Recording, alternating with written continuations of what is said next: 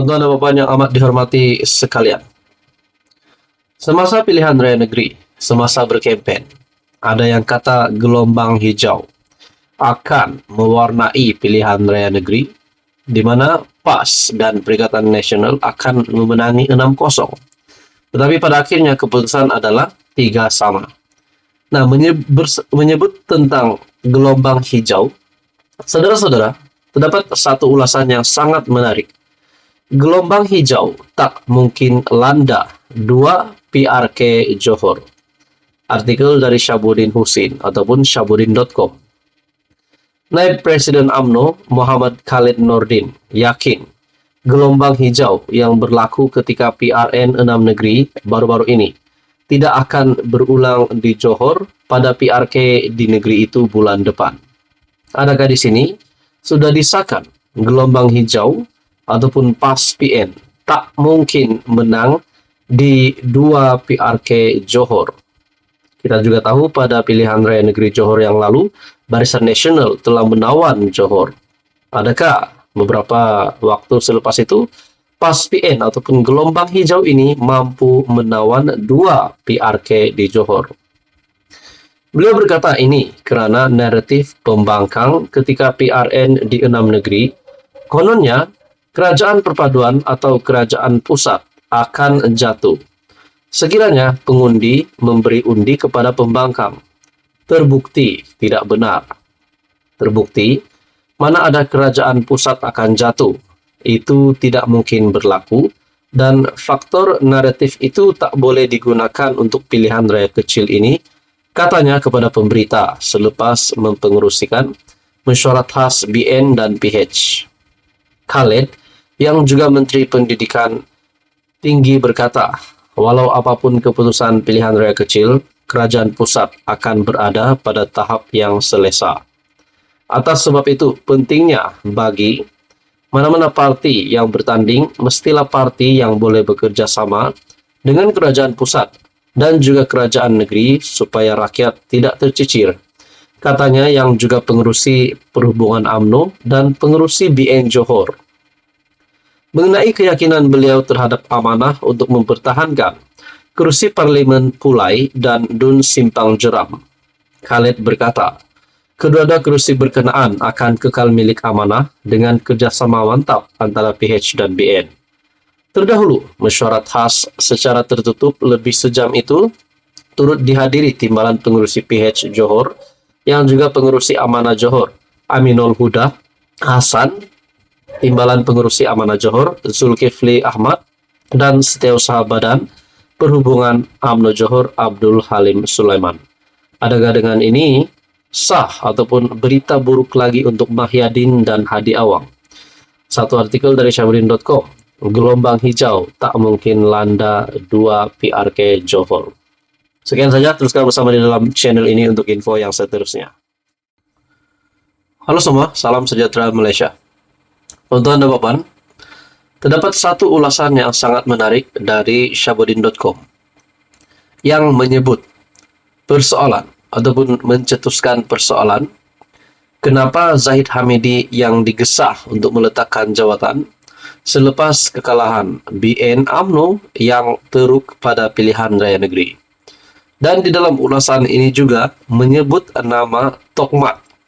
Adakah Tokmat lah yang sesuai menjadi pengganti Zahid Hamidi sebagai Presiden UMNO dan pengurusi BN?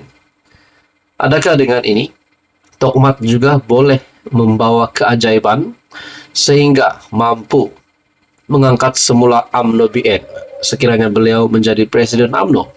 Nah, saudara-saudara, dalam artikel dari syabuddin.com, tunggu pemilihan UMNO untuk buang Zahid Hamidi, bukankah dia dapat jawatan melalui usul tiada pertandingan yang disetujui akar umbi? Wah, jadi di dalam ulasan ini pasti membuka minda dan mata ramai orang.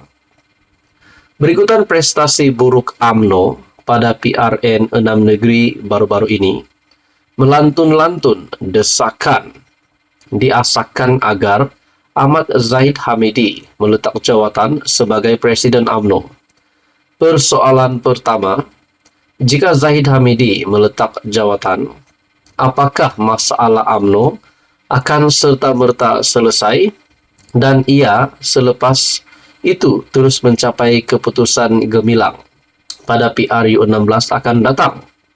Persoalan kedua, kalau Zahid Hamidi meletak jawatan, siapakah yang mahu diletakkan sebagai penggantinya? Kiranya pengganti yang akan ambil alih itu ialah Muhammad Hasan atas kedudukannya sebagai timbalan presiden sekarang ini. Sejauh mana beliau ada keajaiban untuk memulihkan UMNO? Jangan-jangan kerja pertamanya nanti adalah mengunjungi rumah Ketua Pembangkang Hamzah Zainuddin sekali lagi. Setelah kali pertama melakukannya, sebaik keputusan PRU 15 diumumkan baru-baru ini. Sebelum menemui jawaban dalam kedua-dua persoalan di atas, harus disadari bahwa Zahid Hamidi berjaya menduduki jawatan Presiden UMNO pada pemilihan lalu secara tidak bertanding adalah berdasarkan usul tidak membenarkan pertandingan bagi dua jawatan tertinggi UMNO yang mana ia disokong sebulat suara oleh akar umbi parti itu sendiri. Nah, kenapa sekarang bila kalah PRN, hanya Zahid Hamidi seorang yang diminta berundur pergi soal Syahbudin? Selain ketetapan meletakkan Zahid Hamidi selaku Presiden UMNO, adalah keputusan sebulat suara para perwakilan yang menyokong usul tiada pertandingan itu. Ini bermakna kekalahan yang diterima UMNO dalam PRN baru-baru ini tidak boleh dibebankan kepada Presiden UMNO saja. Apakah timbalan Presiden UMNO yang juga menang tidak bertanding tidak bersalah? Dalam bahasa paling mudah dan melihat apa yang berlaku kepada UMNO kini, sementara Zahid Hamidi sering dicop sebagai beban utama, parti itu sebenarnya perlu perubahan total dan tidak mencukupi dengan hanya presiden saja diundurkan jika diinginkan hasil yang benar-benar berbeza dalam perjuangan masa depan. Adakah di sini Syahbudin mempersoalkan, mungkinkah sepatutnya UMNO dibubarkan saja? Ini karena jika Zahid Hamidi saja diundurkan, pengganti dan susunan di bawahnya masih mereka yang gagal dalam package Presiden UMNO sebelum ini. Di akhir ulasan Syahbudin, sebagai ikhtiar terakhir barangkali, yang tinggal hanyalah banyakkan sama membaca doa tolak bala kepada Tuhan Yang Maha Esa. Jika pemilihan pada tahun 2026 juga dipersetujui untuk ditangguh lagi selama 18 bulan bagi membolehkan PRU 16 diadakan terlebih dahulu dan pemilihan hanya dijadwalkan 6 bulan selepas PRU 16 pada tahun 2027, itu sebagaimana usul dalam pindaan pelembagaan yang telah diluluskan, di mana ini bermakna Zahid masih menerajui UMNO dan BN. Anggap sajalah PRU itu nanti sebagai detik hidup mati yang mesti dilalui dan dilawan habis-habisan. Apa komen Anda? Teruskan bersama di dalam channel ini untuk info yang seterusnya. Mohon bantu channel ini dengan menekan butang like, share, dan subscribe.